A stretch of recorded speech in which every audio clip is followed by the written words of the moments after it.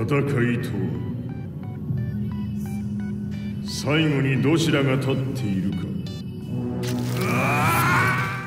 Hey gang, it's your boy Wes Gardner here, and we're in it with another edition of Wes vs. Backlog. And I'm very excited about this one because it's one of my favorite series growing up, finally coming out on Steam. Super excited. But without further ado, let's take a look at Tekken 7.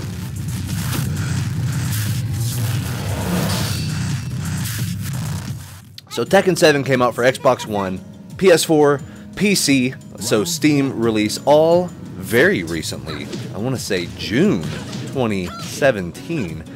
So this is by far and away the most recent title we have on Wes vs. Backlog. But I've put about 20 hours into it so far, just unlocking things and doing a lot of different side content. And I just wanted to give my overall impressions of it. This is something I'm going to be playing far into the future.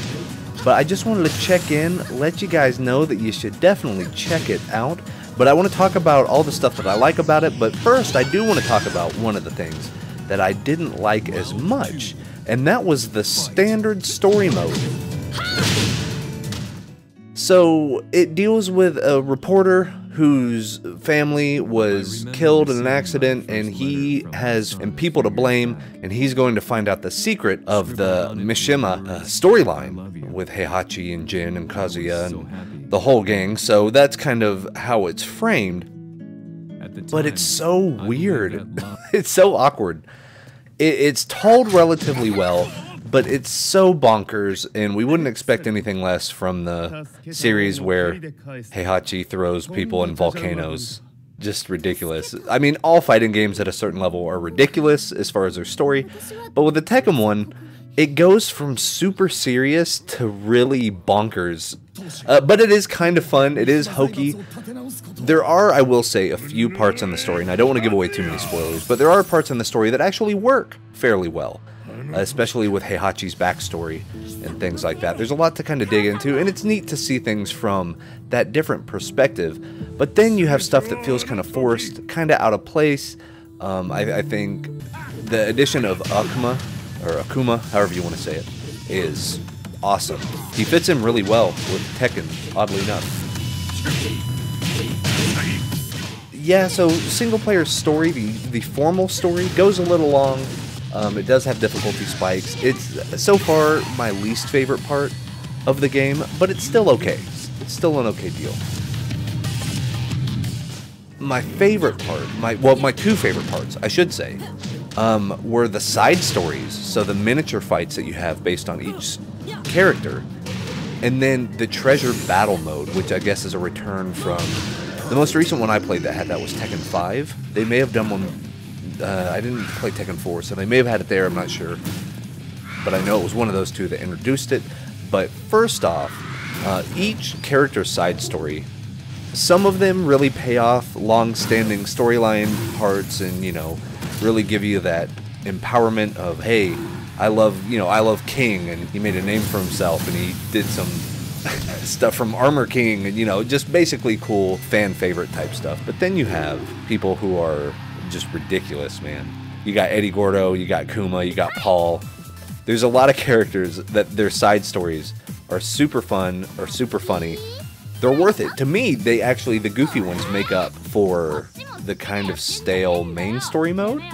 And I don't want to give the, like, Lucky Chloe is genius. Yeah, Eddie Gordo is awesome. Paul, I think, poor Paul. Paul's my favorite thing about this whole game so far.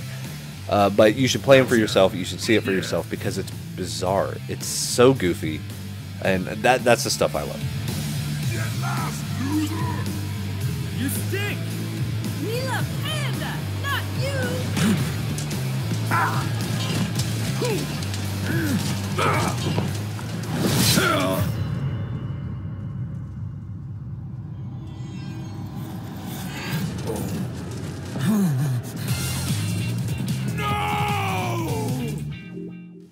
Then Treasure Battle is probably the part of the game that I feel is the most rewarding because it gives you actual rewards.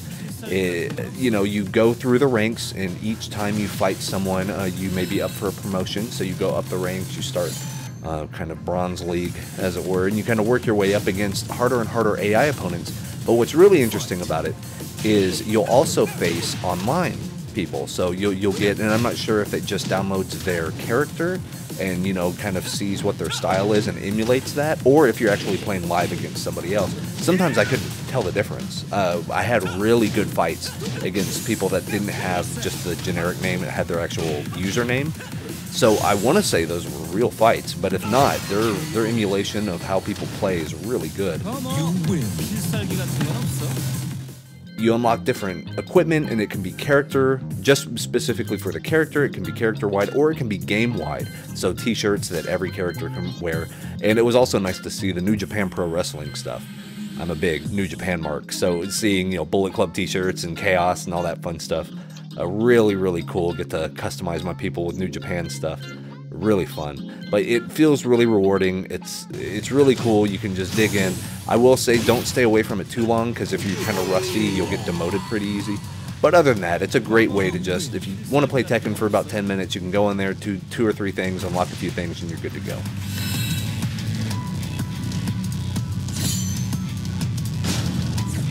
Overall, it plays like Tekken. I've been a big fan of Tekken since the original. Played the original in arcades, so you kids that are too young don't know about arcades. It was a ton of fun in the arcade. My favorite game in the series is probably Tekken 3. I know a lot of people are going to say that, but as far as playing the game, my favorite was Tekken 5. And Tekken 7 really does feel like a souped up, bigger version of Tekken 5. And I love that. The performance on PC is great. I never had problems with netcode playing online people. I never really had slowdown. It seems to run beautifully at 1080p, 60 frames a second. I think the move to Unreal Engine 4 was a smart one. It's responsive. Some of the combos are different than what I remember in Tekken 5. It may just be because I'm also rusty. That was the last one I played. I'd never played Tekken 6. So I'm happy that this is on Steam. It's always going to be installed on my computer. It's a ton of fun. All the different characters play differently. They each have their own style. So you're going to find something you like in it. I just love the game, and it ties Tekken 5 in my mind. It brings me back. It brings me back to those memories of learning Tekken 3, Tekken 2, and, you know, in my opinion, I think the odd installments, so 1, 3, 5, and 7, are kind of the highlights, in my opinion. Tekken 2 is very good, but I think Tekken 3 took that and improved upon everything. But I mean, the game has a ton of unlockables, it has a ton of features, a huge roster, unlockables, goofy story mode, great online netcode. You're constantly rewarded, so it feels like the time you're investing is worth it and you're getting better at the game, and I can't think of a better compliment to give a fighting game than that.